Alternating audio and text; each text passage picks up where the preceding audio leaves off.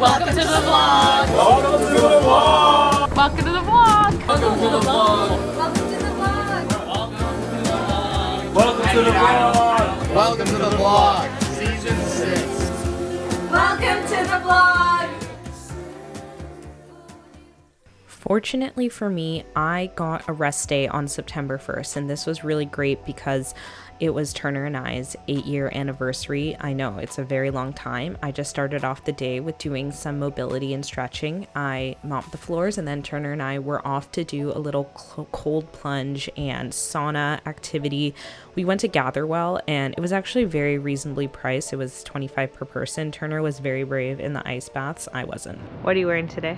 Alright, shoes, Nike, socks, Nike, pants from your mum's, shirt from your dad. Oh, bag from you. Purse is from Bali. It's real leather. Skirt is also from Bali. It's cotton. This shirt is from Cotton On, and I got it in Australia. This shirt's from Bali as well. And then this is from Uniqlo. I probably won't wear it because it's warm today, but I wanted to bring it just in case. Turner and I made an appearance at the Labor Day beach picnic. This guy was giving me major FOMO. I wish I had brought my swimsuit to be able to go into the water. It would have been a nice swimming day.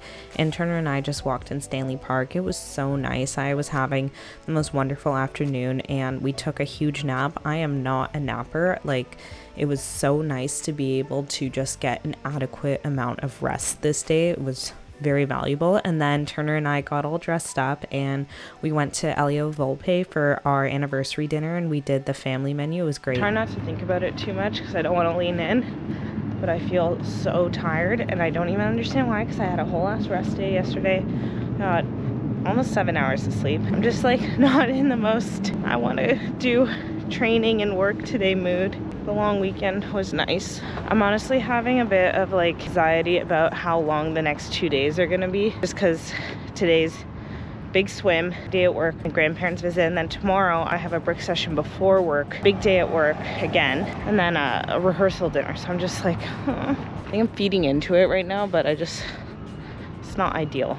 It's never my intention to be so negative about training, but I was just not in a good headspace this morning, and I was feeling really tired, and I didn't understand why, because I had gotten adequate rest. No one was in office that day, so I just went home and did the rest of the day there. In the evening, I went over to my grandparents. We had dinner there, and then Molly and I walked home, and I was able to get to bed really early, and even though I woke up at 4:40 the next day, I still almost got 8 hours of sleep, so that was really good and beneficial, and it really helped make me feel a lot better. I had to do a brick session that was huge. I did an hour and 55 minutes with some intervals, which were difficult, and then the run was a little bit easier. It was just meant to be aerobic, but it got smoky right at the end, so the air quality wasn't great.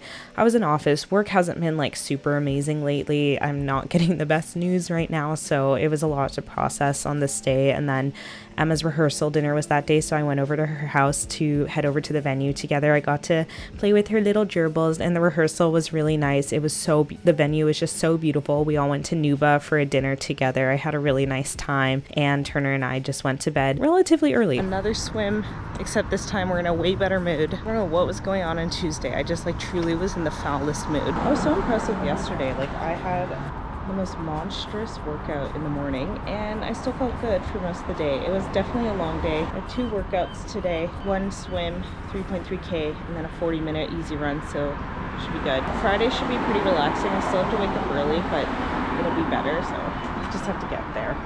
This swim was pretty challenging. I had 16 100 meters and then also 12 25-meter sprints, so it wasn't easy, but we got it done. I got home, showered, and I was locked in for work.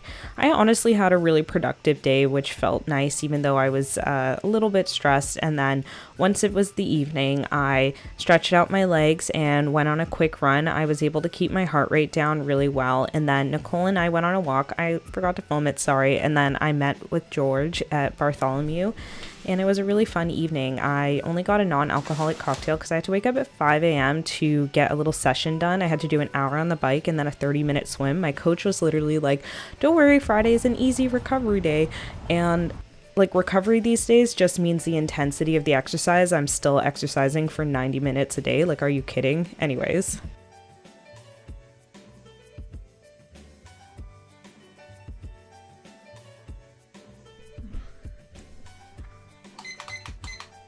I have to wake up at 5 to get my training done before Emma's wedding. There's no rest for the wicked, but at least my eyelashes are done and I don't really have to worry about eye makeup tomorrow because of that. Finally wrote my speech as well, so I had that done, and what I just had to do was transcribe everything onto a piece of paper because I don't really want to bring my phone up. I want to just have a physical piece of paper.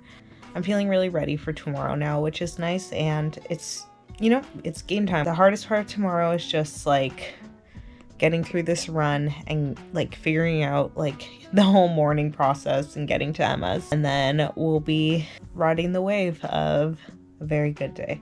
I'm just about to go upstairs to go stretch for the run. It's only an hour and 15 minutes, that's what I keep telling myself. I just definitely would have preferred to have slept in a little bit more today, but I have to just get out of this room and then I'll feel better. The run went by quicker than I thought it would. I took the first 3 kilometers super slow and then sped it up a little bit afterwards. So overall, it was a good session and I was good, but it left me feeling tired just a little bit. Here's the fit. We're wearing pajamas. It's like a little getting ready photo shoot. I've got me bag, got all my makeup, I've got my bridesmaid dress, I got my shoes. I have everything, but worst comes to worst, I am also very close to the venue, so it's okay. We're gonna head over to Emma's house. I would say I'm picking her up, but I don't have a car, so I don't know if I can call it that. I am just part of moral support for the day because I feel a little nervous, so I can't imagine. I'm sure she feels very nervous. It's a big day, so let's go.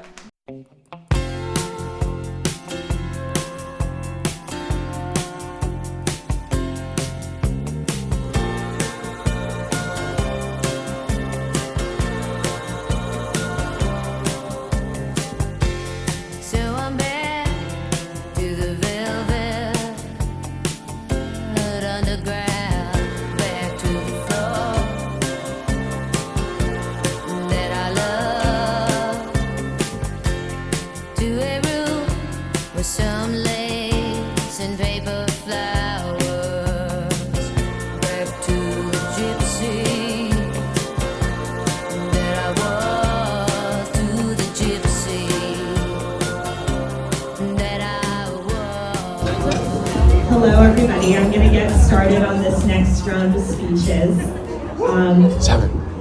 To my dear friends Emma and Will, beloved gerbil parents of Ash and Teddy, and my favorite engineers in the world, I'm deeply grateful to be here today to celebrate both of you today. For those who haven't met me, my name is Saffron, and Emma and I have been friends since we were in kindergarten. In the over 2 decades of knowing each other, I can confidently say that Emma is exceptional in every way. She is funny, bubbly, beautiful, and just one of the smartest people I know. And Emma isn't just book smart, she's incredibly emotionally intelligent, making her profoundly kind and always thinking about the people she loves. Having an Emma in your life means that you will always have someone who sees you and accepts you. In every moment of our friendship where I've shared things with you, you have held my pain and helped me become a stronger person. As a dessert lover, having an Emma in your life means that you will never eat dessert alone and there will always be room for sweetness. Having an Emma in your life means that you can go to the Iona Jetty to soak up the sunset and remind you that no matter what troubles life swings your way, you're never alone. And finally, having an Emma in your life means that you will always have someone to look up to and to be inspired by. Emma, you're way too humble, but your success in your career and your achievements in life are something I'm so proud of you for, and I hope we can spend the rest of our lives celebrating each other with each milestone. I met Will in grade 12, but I didn't really get a chance to know you until he and Emma became my first year physics tutors. Pro bono, I might add. And maybe this is cheating, but every Tuesday I had to take an online quiz, and so I would bring my laptop over to Emma's dorm or study room, and I would take the quiz with their help. And I guess more accurately, Emma and Will would take my laptop from me and do the quiz for me while I stood behind them. And so as the 20-minute timer would tick down, they would furiously debate over the answer, whiteboard their logic, and although I probably didn't take too much away from it physics-wise, I'm so grateful to have gotten to know the both of you as a couple and to witness how much fun you have with each other. So thank you again for helping me pass first year physics. When I see the two of you, I have always seen two people who not only care deeply for each other, but also who take such joy from each other's presence. It is so clear to me, and I think everyone in this room, that you are each other's favorite people. During our bachelorette, we got a chance to ask Will what Emma meant to you. And amongst many wonderful things that you said, I was very impressed. What ended up striking me speechless was you calling Emma home. In that, it essentially said that she is your person, and no matter where you are and what is happening, you will always have each other and have that love to come back to. And really, like, as a best friend, that's all I could ever want or ask for, you know? Somebody who sees your friend for everything that you are, that she is. And so, Will, thank you for loving Emma so deeply and so dearly. So I wish you both immense happiness on this day and every day that comes after. Let's raise a glass to the beautiful couple. I love you both. Congratulations and thank you.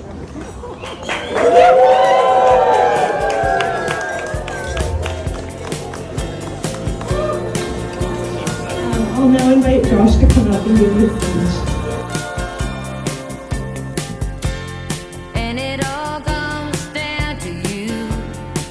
Well, you know that it does when lightning strikes. Maybe once, maybe twice. Oh, when it lights up the night. And you see a gypsy.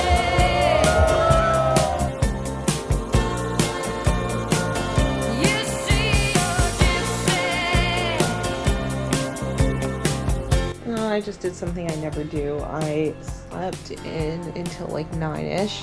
I have about a 5 to 5.5 hour ride ahead of me today. I'm not like hungover, I'm just exhausted. And like my concern right now is that tomorrow I have to go on a 2-hour ride before work and I have an 8 a.m. meeting. So that means I probably have to wake up at 4:45 so that I'm out running by like 5 to 5:15 to make it back in time to shower and get to this meeting.